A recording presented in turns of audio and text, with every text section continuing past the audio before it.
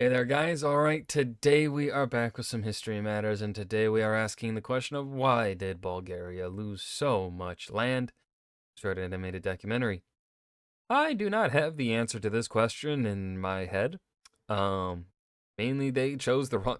Honestly, probably just comes down to the fact that they chose the wrong side in the wars, World War One and World War Two. And yep, that's pretty much that's my guess. That's pretty much it, honestly. Probably is the only reason.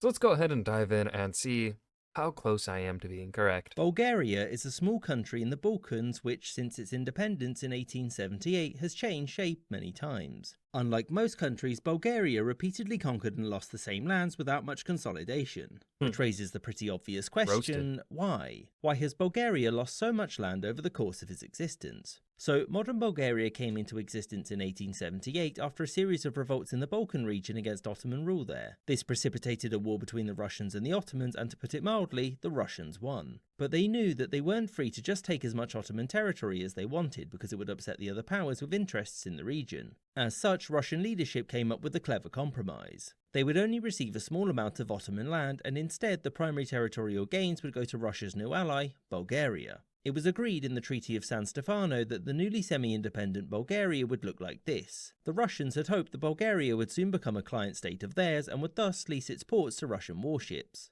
thereby giving it access to the Mediterranean without having to deal with the Ottomans whenever they wanted to leave the Black Sea. It won't surprise you to know that the other great powers saw through this and quickly demanded that the new Bulgaria be reshaped in a way that would maintain the balance of power. Russia didn't really have much of a choice, and so Bulgaria was reduced to this. Its prince soon afterwards was also allowed to rule this Ottoman territory, Rumelia. But for many Bulgarian leaders, they had seen what Bulgaria could be, and so that was what they wanted. In The dream. 1885, Bulgaria united with Rumelia, and in 1908 it declared its independence as a kingdom under Tsar Ferdinand I. And Ferdinand had one simple objective: rebuild Greater Bulgaria. And there was only one way to do this: politely War. asking.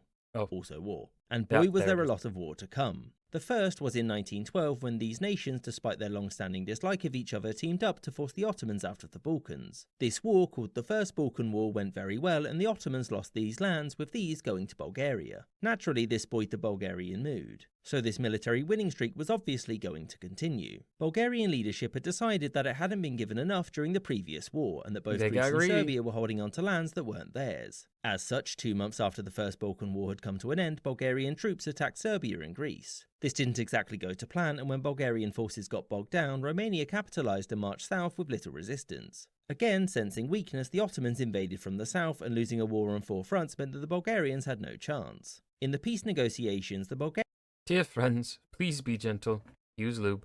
Your loving friend, Bulgaria. Bulgarians gave these lands to Serbia, Romania, Greece, and the Ottomans, which really soured the Bulgarian national mood, since who knew when the next opportunity to retake these lands would present itself. Fortunately for Ferdinand, not Franz Ferdinand that is, the next year saw the start of World War I, which Bulgaria soon joined on the side of the Central Powers. It had been promised these lands from Serbia, and at its height Bulgaria grew to this size. That was of course just months before it surrendered to the Entente and subsequently lost all of this. It won't surprise you to know that the Bulgarians weren't happy with their losses, and so 20 years later, when the Second World War was ongoing, the Bulgarians, mostly because they were afraid of being on the wrong side of Germany and also because they saw an opportunity, joined the Axis. Over the course of the war, Bulgaria gained all of these lands, which they held until they came down with a case of the Red Army. After the war, Hoorah! Bulgaria was stripped all of its gains except for southern Dobruja. Bulgaria was allowed to keep the land that it took from Romania because both had been members of the Axis. And also, they were now both communist puppet states of the USSR, and Stalin told Romania to drop it, and so drop it they did. And with that, Bulgaria maintained these borders, which it still has to this day.